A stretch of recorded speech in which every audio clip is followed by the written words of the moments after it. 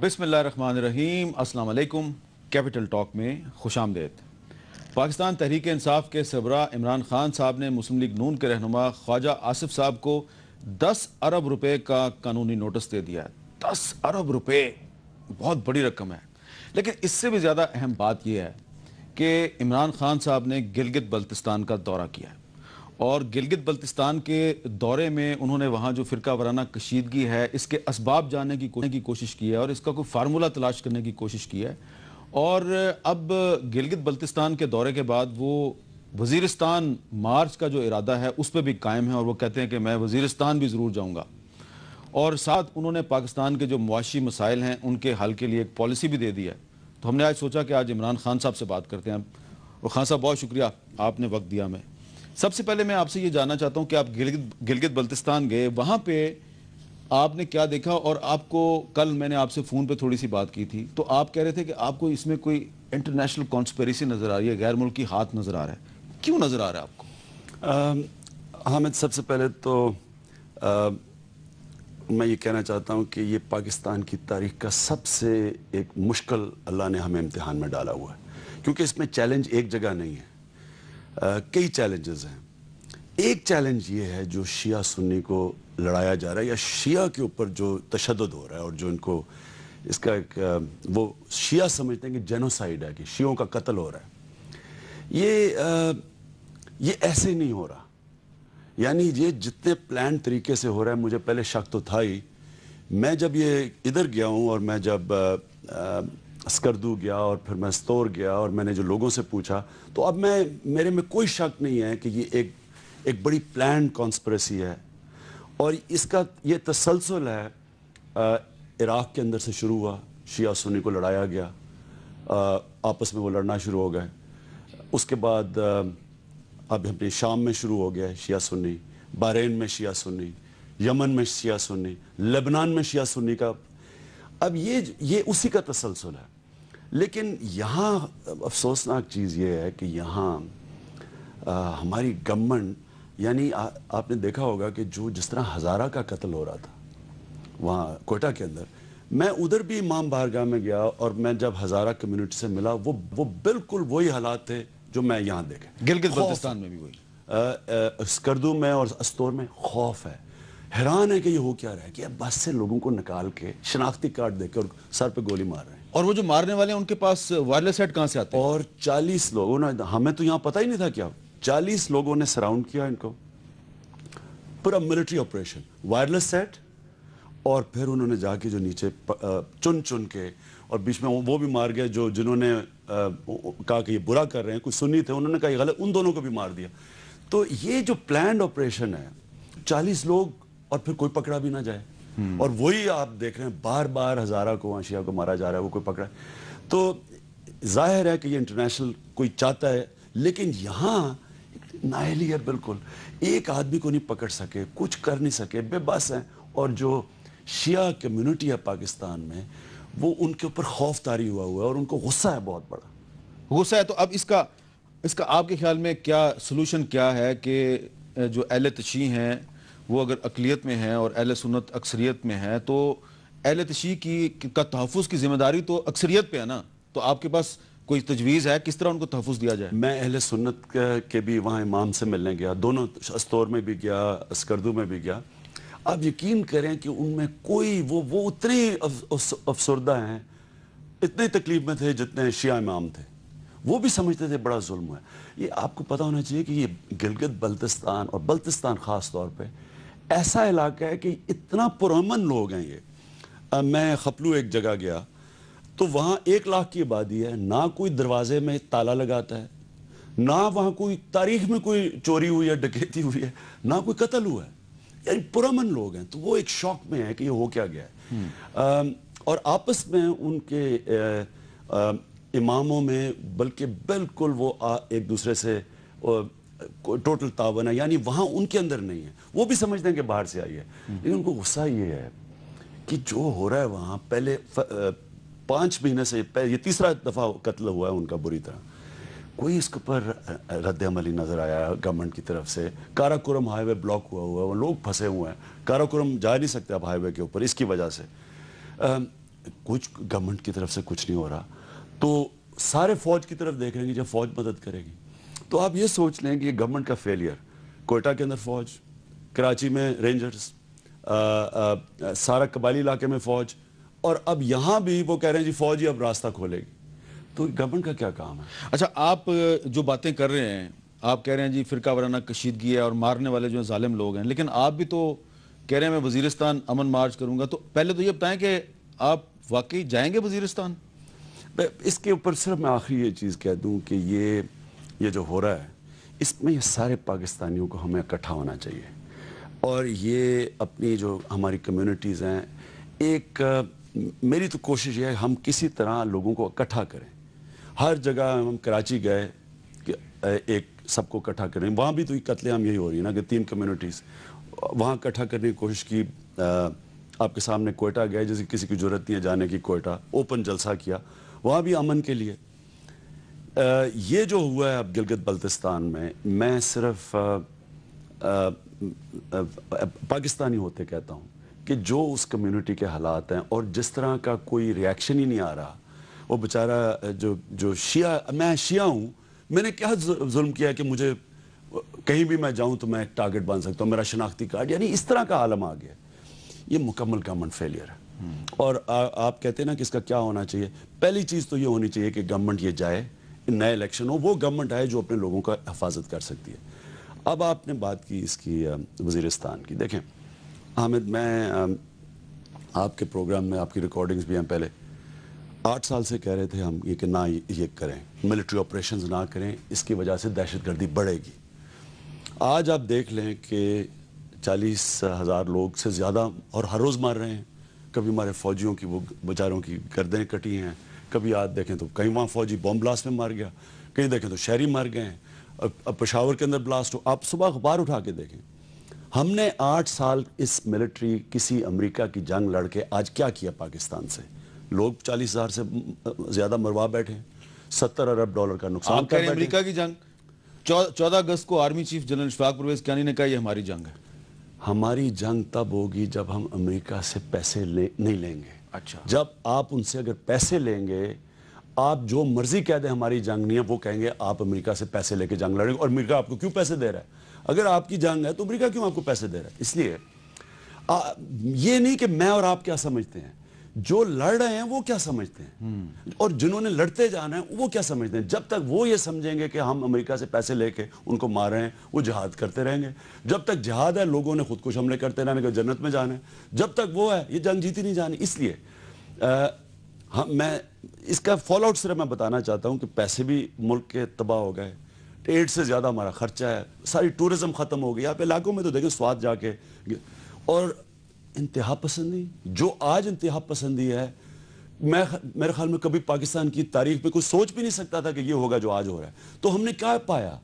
سب کچھ کروا کے جو انتہا پسندی کے خلاف جنگ لڑنی تھی, انتہا پسندی تو بڑھتی جا رہی ہے. آج تو یہ ہے کہ جاوید غامدی جیسا اسکالر ملیشیا میں چلا گیا. تو وزیرستان مارچ سے یہ انتہا پسندی کم ہوگی. تو اب کیا کرنا ہے اس کا؟ کیا ایسی بیٹھے رہنا ہے؟ کیا گورنمنٹ سے تو کوئی امید نہیں ہے.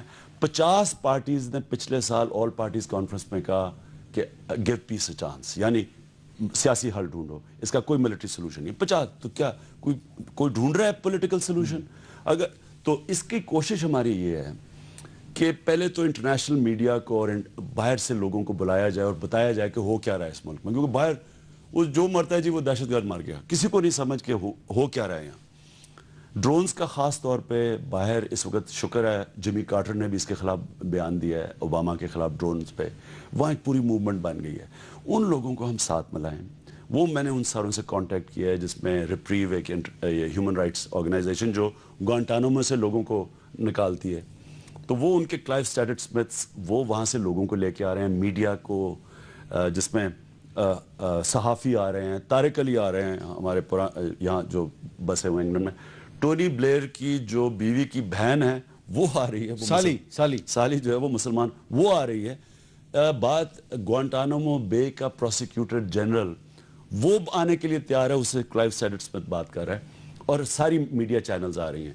تو کوشش اس سے یہ ہے کہ ایک تو انٹرنیشنلی ہائی لائٹ کی جائے کہ انہوں نے تو جنگ روکنی نہیں ہے, انہوں نے تو پیسے لے کے ان سے لڑیں گے, یہ جو یہاں بیٹھے ہوئے ہیں.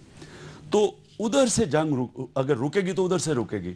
ان لوگوں کو لا کے ہائی لائٹ کروائیں کہ تباہی کتنی میں. اچھا اب یہ ذرا کلیئر کریں کہ آپ نارتھ وزیرستان جا رہے ہیں کہ ساؤتھ وزیرستان جا رہے ہیں؟ ساؤتھ وزیرستان جا رہے ہیں. ساؤتھ وزیرستان. پہلے آپ نے نارتھ وزیرستان کا اعلان کیا. ہم نے وزیرستان کا اعلان کیا تھا کیونکہ سارا وزیرستان ہی افیکٹڈ ہے. ٹھیک ہے. ساؤتھ وزیرستان میں تو 80% لوگ جو مسعود قبائل ہے وہ تو نقل مکانی کر اچھا تو کیا راستہ کیا ہوگا؟ تو ہم ساؤتھ ڈی آئی خان سے نکلیں گے اور ٹانگ جنڈولا اور آگے ادھر ہم نے جگہ چوز کی ہوئی ہے. ادھر ہم انٹرنیشنل میڈیا کو لے کے جائیں گے.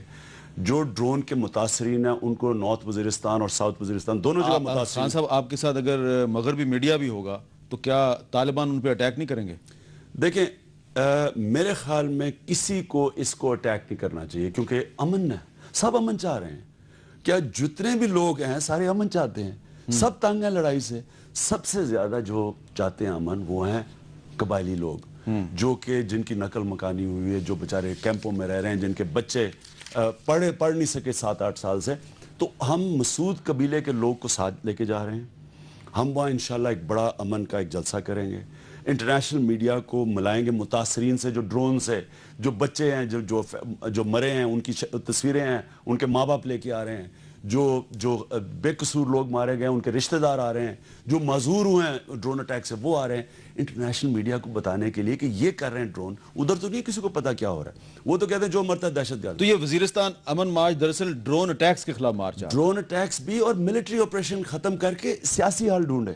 اچھا اس کا سیاسی حل ڈھونڈ رہے ہیں. دیکھیں نا اب وہ سوچ رہے ہیں نارتھ وزیرستان میں آپریشن کرنے کا. نارتھ وزیرستان میں آپریشن کریں گے تو کیا نارتھ وزیرستان کے لوگوں کو اس سے پوچھا کسی نے؟ 3.5 لاکھ آبادی ہے وہاں کی اور وہاں ملیٹنٹس کتنے ہیں؟ کوئی 5,000 ہے, کوئی کہتا 10,000 ہے, کوئی کہتا 15,000 ہے. اتنے ہوں گے. 3.5 لاکھ آبادی سے تو کوئی پوچھ لے کہ کیا ہونا چاہیے. تو آپ نے اگر ہم نے جنگ جیتنی ہے لوگوں کو ساتھ ملائیں گے قبائلی علاقے کے تب جیتیں گے. اچھا اب یہ پچھلے کچھ دنوں سے جب سے یہ ہم نے سنا کہ نارتھ وزیرستان میں آپریشن ہوگا, نیٹو سپلائی لائن بھی کھل گئی, تو بم دھماکے بڑھ گئے ہیں اور ساتھ ہی ساتھ میں یہ سیکٹیرین کلنگ بھی بڑھ گئی ہے. اس صورتحال میں آپ لوگ الیکشن کا بھی مطالبہ کر رہے ہیں, تو اس ٹیررزم میں, بم دھماکوں میں, ٹارگٹ کلنگ میں خان صاحب الیکشن کیسے ہوگا؟ یہی حالات آپ کے سامنے تھے جب پچھلے 2008 کے الیکشن ہوئے. آپ کو بے نظیر کا قتل کیا گیا, دھماکے ہو رہے تھے. لیکن آپ ایک چیز یاد رکھیں کہ جیسے الیکشن ہو گئے اور سب حکومتوں نے, جتنے بھی پارٹیز الیکشن لڑی, سب نے کہا ہم سیاسی حل ڈھونڈیں گے. آپ ان کی سٹیٹمنٹس پڑھ لیں. سب نے کہا, پیپلز پارٹی نے کہا کہ سیاسی حل ڈھونڈیں گے. 3 مہینے آپ اٹھا کے دیکھ لیں اخبار, امن تھا. جب انہوں نے بجوڑ کا آپریشن کیا امریکن کے کہنے پہ, اس کے بعد دھماکے شروع ہوئے. تو دیکھیں حالات تو ایسے ہی رہنے ہیں. اس کا مطلب الیکشن نہیں ہوں گے. الیکشن ہی حل ہے اس میں سے نکلنے کا. ایک گورنمنٹ جب تک وہ گورنمنٹ نہیں آئے گی جس کو یہاں کی عوام اور خاص طور پہ قبائلی علاقے کی عوام سب سمجھے کہ یہ پاکستانی حکومت ہے, یہ سوورن گورنمنٹ ہے, یہ کریڈیبل گورنمنٹ ہے, یہ امریکہ کی غلامی کرنے نہیں آئی, یہ این آر او سے نہیں آئی. کریڈیبل گورنمنٹ جب آئے گی, ڈیموکریٹک گورنمنٹ, وہ بات چیت کرے گی, سیاسی حل ڈھونڈے گی. اور میں سمجھتا ہوں اس کا, اور سب اب مان گئے کہ ہے ہی سیاسی حل. اگر امریکہ افغانستان میں نہیں جیت سکا اور سیاسی حل ڈھونڈ رہا ہے تو ہم 90 ارب روپیہ مہینے کا خرچ کر رہے ہیں اس جنگ پہ. 90 ارب روپیہ. سوچیں کہ آپ کتنی پاور پروجیکٹس لگا سکتے تھے اتنے پیسوں پہ, تو ہم کتنی دیر لڑیں گے. اچھا مجھے ابھی تک یہ بھی کوئی نہیں بتا سکا کہ جیتیں گے کیسے ہم. کوئی مجھے یہ بتا دے کہ ہم کیا کریں گے جیتیں گے. وہ آئنسٹائن نے ایک دفعہ پاگل پن کی ڈیفینیشن دی تھی. اس نے کہا پاگل پن کیا ہوتا ہے کہ وہی چیز بار بار کرتے رہو اور سمجھو کہ رزلٹ مختلف ہوگا. یعنی 8 سال سے آپ ملٹری آپریشن کر رہے ہو اور آپ کے سامنے نتیجہ ہے کہ سارے کچھ بربادی کی طرف ملک جا رہا ہے, انتہا پسندی بھی بڑھ گئی ہے, دہشت گردی کوئی کمی نہیں آئی اس میں, تو اب کیا نئی چیز کریں گے. اچھا آپ مجھے آپ کی نا اکنامک پالیسی کے بارے میں باتیں کرنی ہے, لیکن میں چاہ رہا ہوں کہ یہ کیونکہ الیکشن کی بات ہو رہی ہے, کچھ ایک سیاسی سا سوال ہے. بہت سے لوگ چاہ رہے ہوں گے میں آپ سے پوچھوں. کچھ لوگوں کا خیال ہے کہ جو آپ کا سونامی ہے نا اس کو بریک لگ گئی ہے, اور وہ جو الیکٹیبلز آپ کی پارٹی میں جوک در جوک آ رہے تھے اب وہ واپس جا رہے ہیں اور واپس جانے کی تیاریاں کر رہے ہیں. تو یہ لوگ آپ سے بھاگ کیوں رہے ہیں؟ دیکھیں میں سمجھتا ہوں کہ شاید ہی پاکستان کی تاریخ میں کوئی ایسا ہوا ہو کہ اقتدار میں بیٹھے ہوئے سیاستدان چھوڑ کے ایک پارٹی کو جوائن کرے جو اقتدار میں نہیں ہے. جو اس پاکستان کی سیاست میں سب سے بہترین لوگ تھے وہ ہمارے پاس آئے ہیں. لیکن ہر کوئی نظریے پہ نہیں آیا. کئی ایسے بھی آئے ہیں جو وہ ذاتی مفادات کے لیے آئے ہیں, جو سمجھتے ہیں کہ یہ بھی باقی پارٹیز کی طرح ہیں. تو میں آپ کو تحریک انصاف کا واضح کر دوں, ہم ایک نظریے کے تحت پولیٹکس کر رہے ہیں. جو تو اس نظریے پہ آئے گا وہ رہے گا, جو اس نظریے پہ نہیں اترے گا اور وہ سمجھے گا کہ میں بلیک میل کر لوں گا کہ مجھے پوزیشن نہیں دی یا مجھے ٹکٹ نہیں دیا, ہم ان کا شکریہ ادا کریں گے آنے کا, لیکن وہ جا سکتے ہیں. اچھا. یہ لوگوں کے آنے جانے سے یہ پارٹی نے اوپر نہیں جانا, یہ پارٹی نظریے پہ جائے گی. اس وقت 1 کروڑ ممبر ہیں, 1 کروڑ ہمارے پاس جو رجسٹرڈ ممبر ہے 1 کروڑ ہے. یہ 1 کروڑ ممبر اور اس ملک کا نوجوان جو تبدیلی چاہ رہا ہے وہ ایک نظریے پہ ہمارے ساتھ ہمیں جتائے گا, الیکٹیبلز ہمیں نہیں جتائیں گے. اچھا, یہ اس کا مطلب آپ کہہ رہے ہیں جو جانا چاہتا ہے وہ جائے, آپ کو کوئی پرواہ نہیں؟ میں کہہ رہا ہوں کہ جو یہ سمجھتا ہے کہ اس پارٹی میں کوئی بلیک میل کر دے کہ عہدہ لے لے گا, یا ہم ٹکٹ نہیں کسی کو پرومس کر رہے ہیں کیونکہ ہم الیکشنز کروا رہے ہیں. اب واحد پارٹی ہے پاکستان میں جو الیکشنز کروا رہی ہے. اب الیکٹڈ باڈیز کی ریکمنڈیشن پہ ٹکٹ ملیں گے. اب کئی لوگ آگے کہتے ہیں جی مجھے ٹکٹ وعدہ کرو. اچھا, آپ کہہ رہے ہیں اچھا اب سنیں نا, اب اگر ہم ان کو ٹکٹ دیں تو الیکشن کا مقصد کیا ہے پھر؟ تو اب جو وہ اس نظریے پہ نہیں اترتا وہ بلیک میل کرتا ہے. میں ان سے کہتا ہوں کہ شکریہ آپ کا آنے کا, لیکن اگر آپ پارٹی کے نظریے سے نہیں متفق تو آپ جا سکتے ہیں. تو جانے کا بھی شکریہ. اچھا, آپ نظریے کی بات کر رہے ہیں تو خان صاحب برا نہیں منانا آپ نے. جس پارٹی کی بنیاد نظریہ ہو اور اس کا لیڈر جو ہے وہ کہہ رہا ہے کہ میں نظریے پہ قائم ہوں اور اگر کوئی جانا چاہتا ہے تو وہ جائے, اس پارٹی کے جلسوں میں اور تقریبات میں کچھ ایسے مناظر ہم دیکھ رہے ہیں جو کہ دوسری پارٹیوں میں بھی دیکھتے تھے. تو آپ ذرا دیکھیں کہ یہ جاوید ہاشمی صاحب کے جلسوں میں کیا ہو رہا ہے اور یہ کیا نظریے والے لوگ اس طرح کرتے ہیں. ذرا دیکھیں آپ, یہ لوگوں کو کھانا جو ہے کس طرح پھینکا جا رہا ہے, ٹرک سے کھانا پھینکا جا رہا ہے, یہ اس طرح کھانا پھینکتے ہیں خان صاحب. نہیں لیکن یہ آپ دیکھیں گے, یہ دیکھیں یہ ٹرک سے کھانا پھینکا جا رہا ہے, یہ کھانا کھلانے کا یہ طریقہ ہے لوگوں کو. لیکن ہمیں دیکھیں اب شکر کریں کہ یہ حالات ہیں آج. مجھے جو آج کل پاکستان میں بھوک نظر آ رہی ہے, مجھے تو اس سے بھی خوفناک حالات نظر آ رہے ہیں. دیکھیں تو یہ بھوکے لوگ ہیں, یہ نظریاتی لوگ تو نہ ہوئے. نہیں لیکن یہ کیا اس کا تو جو 2.5 لاکھ 3 لاکھ لوگ آئے تھے منارے پاکستان میں بھوکے تھے, ان کو کوئی ہم نے کھانا دیا تھا؟ ان میں ڈسپلن تھا نہیں, تو ان کو ہم نے کوئی کھانا دے کے تو نہیں لے کے. لیکن یہ ڈیٹیریوریشن نہیں نظر آ رہی ہے آپ کو. دیکھیں نا, عید ملن پارٹی ہے, عید ملن پہ لوگ آتے ہیں کہ اچھا جی چلو اور بھی. آپ رمضان میں دیکھ لیں, آپ نے کبھی روزوں کے اندر کوئی آپ نے افطاریاں دیکھی ہوں گی, ابھی سیاسی افطاری دیکھی ہے, آپ یقین کریں کہ کھانے کے اوپر ایسا اٹیک ہوتا ہے کہ جیسے کہ یہ آخری کھانا ہے. تو یہ تحریک انصاف کے کھانے میں ایسا نہیں ہونا چاہیے, یہ مانے آپ. تحریک انصاف انشاءاللہ یہ آپ سینز چھوڑ دیں, تحریک انصاف ایک نیا پاکستان بنائے گی. اور میں آپ کو بتاؤں گا کہ واضح طور پہ تحریک انصاف کیسے فرق ہوگی باقیوں سے. اچھا, اب اکنامک پالیسی سے پہلے ایک اور سوال کہ آپ کہہ رہے ہیں تحریک انصاف نیا پاکستان دے گی. یہ فرمائشی سوال ہے بہت سے لوگوں کا, اور میرے پاس یہ بہت ای میلز بہت زیادہ ہیں, اور آپ کی پارٹی کے بہت سے لوگوں نے مجھے کہا کہ یہ آپ نے خان صاحب سے سوال کرنا, اور آپ کو پتہ چل جائے گا کہ کس کس کے کہنے پہ سوال. یہ تحریک انصاف کے کارکنوں اور آپ کے ساتھیوں کا فرمائشی سوال ہے کہ خان صاحب ہم نے آپ کو روکا تھا کہ 13 اگست کو لیاقت باغ کے جلسے میں نہ جائیں, آپ ہمارے روکنے کے باوجود گئے, جلسہ کامیاب نہیں ہوا, آئندہ بھی جائیں گے؟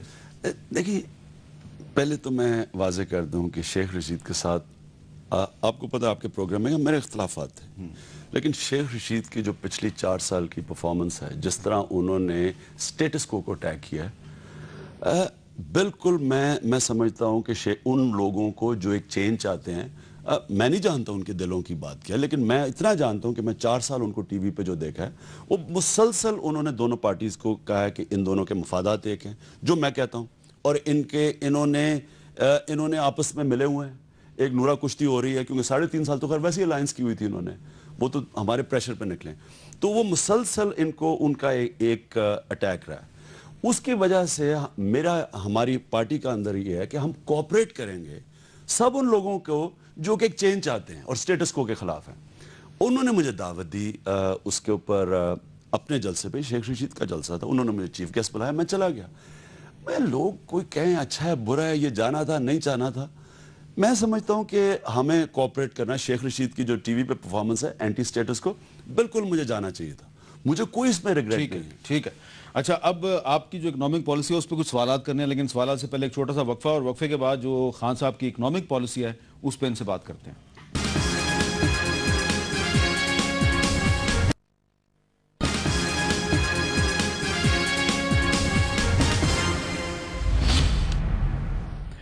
وقفے کے بعد گفتگو میں دوبارہ خوش آمدید. جیسا کہ پہلے میں نے وقفے سے قبل یہ کہا تھا کہ اب بات کریں گے خان صاحب کی اکنامک پالیسی کے بارے میں. خان صاحب میں اپنا سوال نہیں کرتا, آپ کی پارٹی ہی کے آپ کے دوست بھی ہیں, ساتھی بھی ہیں, نام ہے ان کا عابد حسن صاحب. انہوں نے ایک آرٹیکل لکھا ہے, کل شائع ہوا ہے. انہوں نے کہا کہ جو آپ کی اکنامک پالیسی ہے flawed and tried and failed. کہتے ہیں as a PTI supporter I find its economic and governance plans disappointing. تو یہ تو آپ کی اپنی پارٹی سے لوگ کہہ رہے ہیں کہ یہ تو ایسے ہی بس آپ نے دے دیا پلان ایک. عابد حسن کے اپنے ویوز ہیں.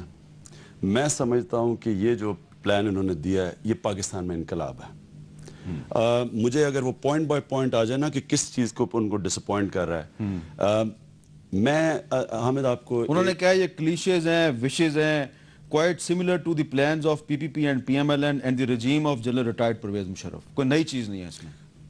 اگر وہ ہیں تو وہ اگر پوائنٹ آ جائیں کسی, میں چیزیں پوائنٹ آؤٹ کرتا ہوں جو کبھی پاکستان میں پہلے نہیں ہوئی. یہ پہلا پلان ہے جو پہلی دفعہ پیسے والے طاقتور لوگوں سے ٹیکس لے گا. یہ پہلا پلان ہے.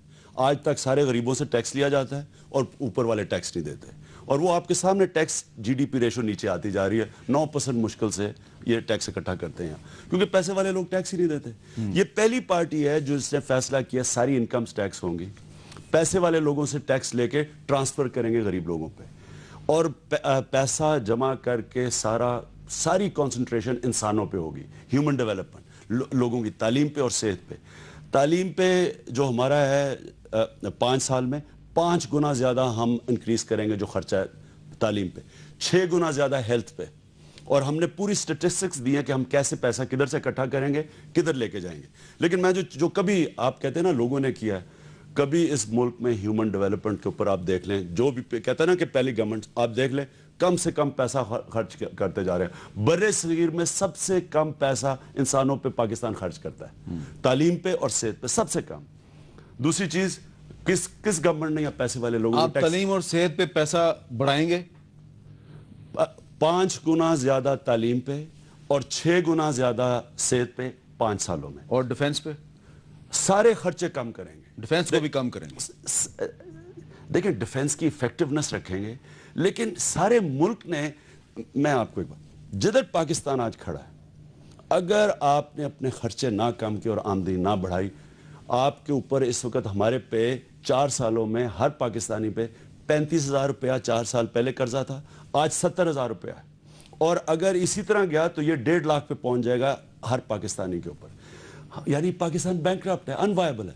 ملک کو اگر آپ نے چلانا ہے تو جب تک آپ اپنا فسکل بیلنس یعنی کہ اپنی آمدنی اور خرچے کو بیلنس نہیں کریں گے, آگے تو اندھیرا ہے سارا. ہمارے پاس پیسہ ہی نہیں ہے ملک چلانے کے لیے.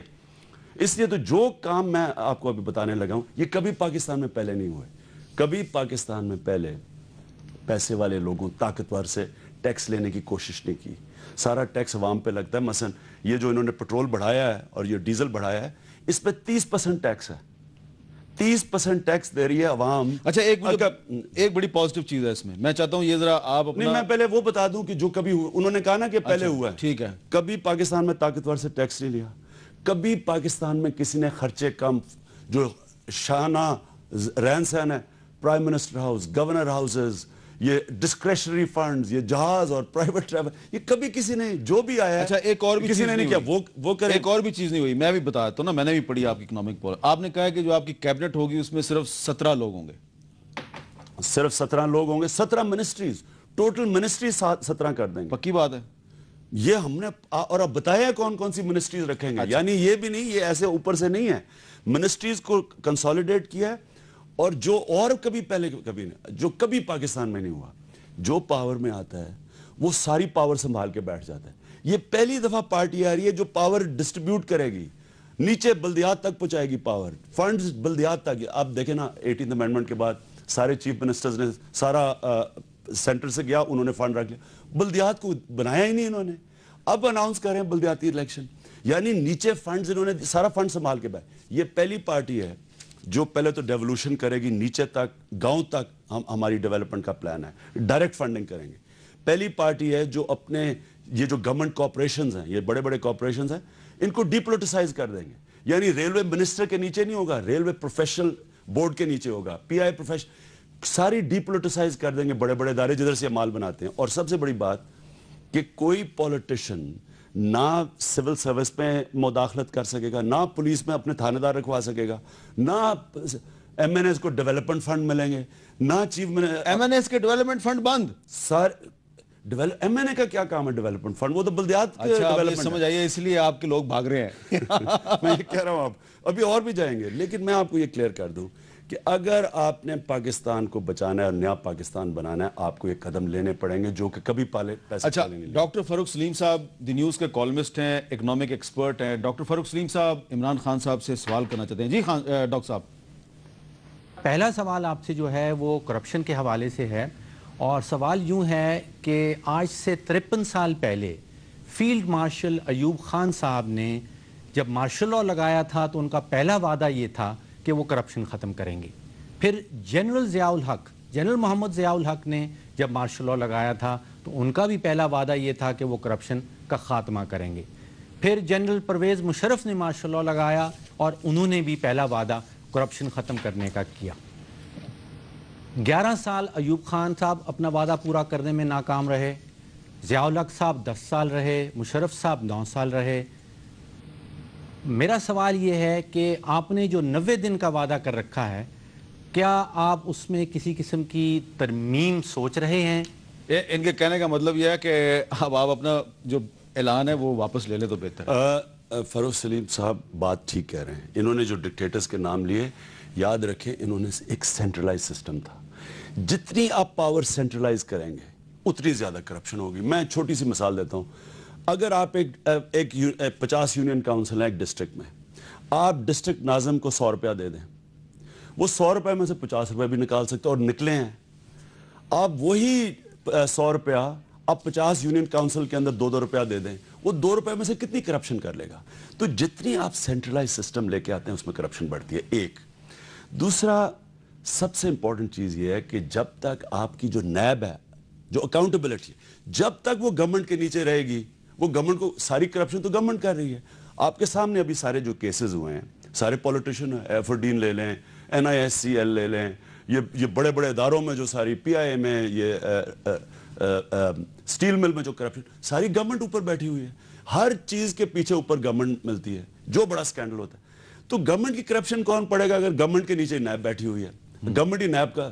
تو اس کو جب تک آپ علیحدہ نہیں کریں گے اور آپ کو ڈی پولیٹیسائز نہیں کریں. دیکھیں شوکت خانم میں اب آپ نے شروع میں بات کی کہ خواجہ آصف کو میں عدالت میں لے کے جا رہا ہوں. میں کیوں لے کے جا رہا ہوں؟ کیونکہ مجھے پتہ ہے کہ شوکت خانم میں ہم ساری اپنی کتابیں کھول دیں گے اس کے سامنے، یہ کرپشن نہیں ڈھونڈ سکتا. کیونکہ شوکت خانم کا سسٹم ایسا ہے کہ اس کے اندر آپ چاہیں بھی تو کرپشن کرنا بڑا مشکل ہے. آپ کی زکوٰۃ کم ہوئی ہے یا بڑھی ہے؟ 20% بڑھ گئی ہے زکوٰۃ. بڑھ گئی ہے. لیکن میں کچھ اور کہہ رہا ہوں. وہ اس لیے کامیاب ہے کہ عمران خان بانی ہو کے شوکت خانم میں مداخلت نہیں کر سکتا. وہاں سسٹمز ہیں، وہاں کمپیوٹرائز سسٹم ہے اندر. سر آپ جتنا کمپیوٹرائز، مثلا آپ نے اگر ٹیکس فراڈ کم کرنا ہے، کمپیوٹرائز کر دیں سسٹم. جدھر انسان نہیں ہوگا ادھر کرپشن. وہ کیسے رشوت کمپیوٹر تو نہیں لے گا. اس لیے اس کے سسٹمز بنانے، نیب علیحدہ کریں، گورنمنٹ کو ڈی پولیٹیسائز کریں. آپ پاکستان کو شوکت خانہ میموریل ہاسپٹل سمجھتے ہیں؟ ہر ملک جو ہوتا ہے وہ اداروں کا بنا ہوا. شوکت خانہ میں نہ تو کوئی گلگت بلتستان ہے، نہ کوئی وہاں پہ کوئٹہ ہے، نہ وہ کوئی فاٹا ہے وہاں پہ. تو کس طرح چلائیں گے؟ لیکن ریلوے ہے، سٹیل مل ہے، PIA ہے، اور یہ جو بجلی وفد ہے. 400 ارب روپے کے نقصان کر رہا ہے یہ غریب. ہمارا 400 ارب روپیہ کھا رہے ہیں یہ. تو یہ ادارے ہی ہیں نا. تو اداروں کو ساروں کا جو چلانے کا پرنسپل تو ایک ہی ہے، ان کو پروفیشنلائز کریں.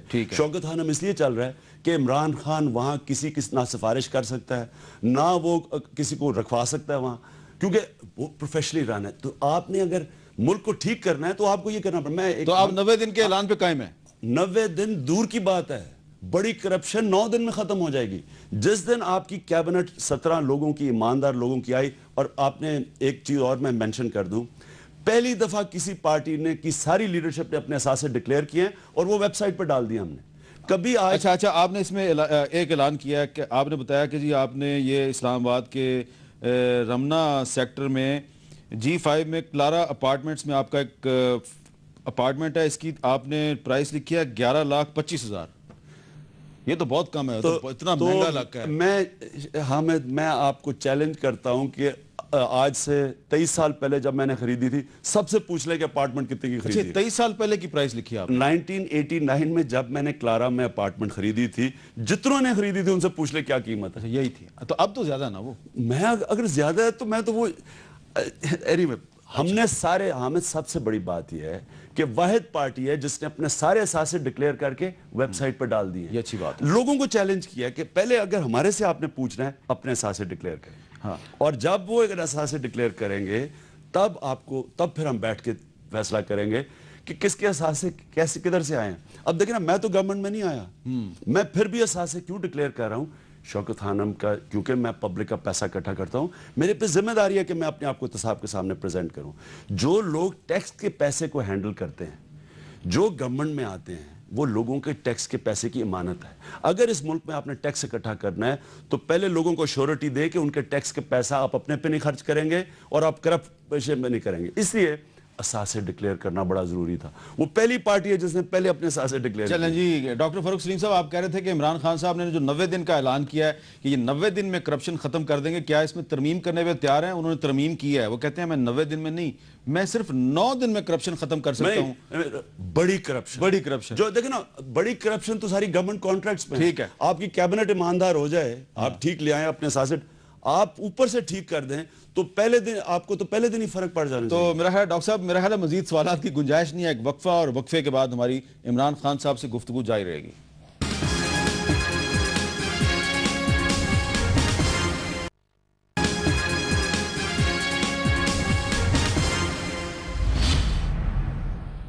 Welcome back. آپ کو یاد ہوگا کہ ہمارے پچھلے ایک شو میں عمران خان صاحب نے یہ کہا تھا کہ اگر ان کی حکومت آ گئی تو یہ 4000 ارب روپے کا ٹیکس اکٹھا کریں گے. 4000 ارب روپے کا. تو خان صاحب, بات تو بڑی زبردست ہے, اور یہ اکنامک پالیسی میں بھی آپ نے ایسی باتیں کی ہیں. آپ کے ناقدین کا خیال ہے یہ وش لسٹ ہے, جو آپ کی اکنامک پالیسی ہے نا, وش لسٹ ہے, یہ ویسے ہی کلیمز ہیں کہ میں 4000 ارب روپے کا ٹیکس اکٹھا کروں گا؟ ہاں, مجھے ساری زندگی لوگوں نے کہا کہ یہ چیز ناممکن ہے. جب میں کرکٹ بھی شروع کی, آپ نہیں بن سکتے, تیز بولر نہیں بن سکتے, کیپٹن نہیں بن سکتے, پاکستان نہیں جیت سکتا. پھر ہاسپٹل شروع کیا, میں سنتا گیا کہ نہیں بن سکتا. آپ کو پتہ ہے نواز شریف نے, جب ہم نے ہاسپٹل شروع کیا تو نواز شریف کو ہم نے انوائٹ کیا, اس نے ایل ڈی اے کی زمین دی تھی شوکت خانم کو, انہوں نے تقریر کی وہاں, وہ تقریر ریکارڈڈ ہے کہ ہم پنجاب گورنمنٹ کینسر ہاسپٹل نہیں بنا سکی, ہم نے 50 کروڑ روپیہ ایلوکیٹ بھی کیا تھا. یہ 91 میں تقریر کی ہے, اور اس لیے وہ کیونکہ ہم نہیں بنا سکے وہ شوکت خانم کو دے دیا جائے پیسہ. وہ اور بات ہے کہ وہ پیسہ تھا ہی نہیں, وہ کہیں اور انہوں نے دے دیا, لیکن پنجاب گورنمنٹ نہیں بنا سکی. اور وہ ہاسپٹل جو دنیا میں اس وقت کسی نے نہیں کہا کہ جناب مفت علاج کینسر ہاسپٹل کا 70% مریضوں کا ہوگا, جو 70 کروڑ میں ہاسپٹل بنا, اس میں صرف غریبوں کے علاج کا سالانہ خرچہ 200 کروڑ روپیہ ہے آج. تو یہ کون کہہ رہا تھا ممکن ہے؟ سب نے, 20 ڈاکٹرز کو ہم نے بلایا, سب نے کہا ناممکن ہے. پھر نمل یونیورسٹی پہلی پرائیویٹ سیکٹر یونیورسٹی ہے جو دیہات میں بنائی, کئی دیہات میں پرائیویٹ سیکٹر, اور وہ بھی برٹش بریڈفورڈ یونیورسٹی کی ڈگریز دے رہی, سب نے کہا ناممکن ہے. لیکن جن لوگوں نے کوئی زندگی میں کام ہی نہیں کیا, رسک ہی نہیں لی, ان کے لیے تو سب کچھ ناممکن ہے. میں آپ کو گارنٹی کرتا ہوں, وہ پاکستانی ہوتے ہوئے وہ پولیٹیشین, واحد پولیٹیشین جو پاکستانیوں سے پیسہ اکٹھا کرتا ہے. اچھا, فلڈ کے اندر 1 مہینے میں 2 ارب روپیہ یہ لوگوں نے دیا. میں جانتا ہوں یہ پیسے دیں گے. جس وقت ان کو اعتماد ہو گیا کہ یہ چوری نہیں کرے گا پیسے, یہ خود ٹیکس دیتا ہے, یہ محلوں میں نہیں جائے گا, یہ گورنر ہاؤسز میں نہیں پیسہ, یہ ڈسکریشنری فنڈز میں نہیں جائے گا, یہ بڑے بڑے جہازوں میں. یہ گورنر ہاؤس ختم کر دیں گے آپ؟ میں آپ کو پھر سے کہہ رہا ہوں کہ بلڈوزر کھڑا ہوگا انشاءاللہ جب تحریک انصاف جیتے گی, جس دن اس دن بلڈوزر دیواریں گرا رہا ہوگا سارے گورنر ہاؤسز کی. ان کو سب کو پلے گراؤنڈ, بچوں کے لیے کوئی کھیلنے کی گراؤنڈ ہی نہیں ہے یہاں. یار یہ تو خان صاحب ایسی انقلابی بات کر دیا کہ میرا بھی دل جو ہے نا وہ خوش کر دیا آپ نے, کہ گورنر ہاؤس پہ بلڈوزر پھیر دیں گے. 1700 نوکر کام کر رہے ہیں, ایک آدمی وہاں بیٹھا ہوا ہے. یعنی یہ کوئی بات بنتی ہے کہ ملک تو صحیح ہے, ہمارے پر 70,000 روپے کا ہر پہ قرضہ چڑھا ہوا ہے, اور وہاں بادشاہ سلامت بیٹھے. یعنی یہ کون سے ملک میں ہوتا ہے کہ آپ بیکاریوں کی طرح دنیا میں. اور تو یہ میں آپ کو, جس وقت لوگوں کو اعتماد ہو گیا, ایک دفعہ اعتماد ہو گیا, یہ کہتے ہیں نا, اچھا میری یہ جو اسد عمر وغیرہ جو ہمارے اکانومسٹ ہے, وہ کہتے ہیں ہم 9 سے 15% جی ڈی پی ریشو لے کے جائیں گے. میں انہیں کہہ رہا ہوں کہ ہندوستان کی 18% ہے, میں آپ کو 18% پہ لے کے جا کے دکھاؤں گا. یعنی 4000 ارب روپیہ آپ 100% اکٹھا کر. اچھا, اب یہ تو خان صاحب اتنی زبردست بات ہے, میں تو اس کو پبلکلی سپورٹ کرتا ہوں کہ جو گورنر ہاؤس ہیں بڑے بڑے اور prime minister house, president houses, یعنی پرائم منسٹر ہاؤس بھی اور پریزیڈنٹ ہاؤس بھی دیکھیں نا، نہیں گورنر ہاؤس نہیں کرائیں گے، ان کو تعلیمی ادارے میں بالکل بنائیں گے. ٹھیک ہے. ان کی جو گراؤنڈ ہے وہ سپورٹس گراؤنڈ بنائیں گے، بچوں کے لیے کھیلنے کی. اچھا، یہ اس وقت ممکن ہے کہ آپ الیکشن میں جیت جائیں. الیکشن اس وقت ممکن ہے جب پاکستان میں ایک کیئر ٹیکر سیٹ اپ آ جائے اور وہ الیکشن کروائے. اب وہ جو کیئر ٹیکر سیٹ اپ لانا ہے وہ کہاں سے آئے گا؟ کیئر ٹیکر پرائم منسٹر کون ہوگا؟ میں تو جانتا نہیں ہوں، کیونکہ انہوں نے دونوں پارٹیز نے آپس میں فیصلہ کر لیا کہ یہ دونوں فیصلہ کریں گے. اب پتہ نہیں ہمیں پوچھتے ہیں یا نہیں، لیکن اگر پہلے آپ کو انہوں نے پوچھا تھا چیف الیکشن کمشنر پہ، چیف الیکشن کمیشن میں پوچھا تھا، لیکن اگر یہاں نہ پوچھا تو یہ اس کا مطلب کہ یہ دونوں ہی میچ کھیل رہے ہیں، باقی کوئی کھیلنے والے نہیں ہیں. اس لیے نیوٹرل امپائر تو ہوتا ہے جس کو سب سمجھتے ہیں کہ ٹھیک ہے. تو وہ اب دیکھتے ہیں آگے. نہیں تو آپ کی پارٹی کے لوگوں نے بیٹھ کے کچھ سوچا ہے کہ کیئر ٹیکر پرائم منسٹر کون ہونا چاہیے؟ نہیں، ہم نے سوچا نہیں ہے، لیکن اگر نام ہو تو ایسے لوگ ہیں جن کو آپ بیک کر سکتے ہیں. مثال کے طور پہ میں نے سوچا نہیں ہے اس کے اوپر، تو میں ابھی نام کیا. تو اگر اس پہ یہ آپ کے ساتھ مذاکرات کے لیے رابطہ کریں تو آپ ان سے مذاکرات کے لیے تیار ہیں؟ بالکل. کیئر ٹیکر گورنمنٹ کیا ہونی چاہیے، کیونکہ الیکشنز کیئر ٹیکر گورنمنٹ نے کروانے ہیں اور یہ پاکستان کی تاریخ کے سب سے اہم الیکشن ہے. لیکن میں حامد آپ کو یہ بھی کہہ دوں کہ یہ جو مرضی کر لیں، یہ اس کو اب یہ جو آ رہا ہے نا، یہ سنامی، اس کو آپ بھی نہیں روک سکتے. جس پارٹی کا 1 کروڑ ممبر ہو اور پیپلز پارٹی کی جو پاور میں بیٹھی ہے ووٹ 1 کروڑ ہو، ہمارا ممبر 1 کروڑ ہو گیا ہے، یہ اس طوفان کو نہیں روک سکتے. نہیں، آپ کا ممبر اگر 1 کروڑ ہو گیا، آپ کو یہ پتا ہے، تو پھر آپ کی پارٹی میں ابھی تک الیکشن کیوں نہیں کمپلیٹ ہوا؟ الیکشن پروسیس شیڈیول آ گیا ہمارا الیکشن کا. اگلے 2 مہینے پارٹی کے اندر اسلام آباد کا پہلا ہے، پھر کے پی کے کا ہے، پھر پنجاب کا الیکشن ہے اور پھر سندھ اور بلوچستان کا. ہم باقاعدہ 2 مہینے میں سارا پروسیس کمپلیٹ کر رہے ہیں الیکشن. تو یہ جو میں سن رہا ہوں، جمال لغاری، اویس لغاری، ملک غلام عباس، ملک امین اسلم، خواجہ محمد خان ہوتی، یہ سارے جو ہیں یہ آپ کی پارٹی کے الیکشن سے پہلے واپس چلے جائیں گے؟ یہ بڑی مس انفارمیشن ہے. جمال لغاری نے باقاعدہ اس کو ریفیوٹ کیا. اچھا، وہ قائم ہے؟ انہوں نے کہا ہے اور باقیوں نے بھی کہا ہے جہاں تک مجھے پتا ہے.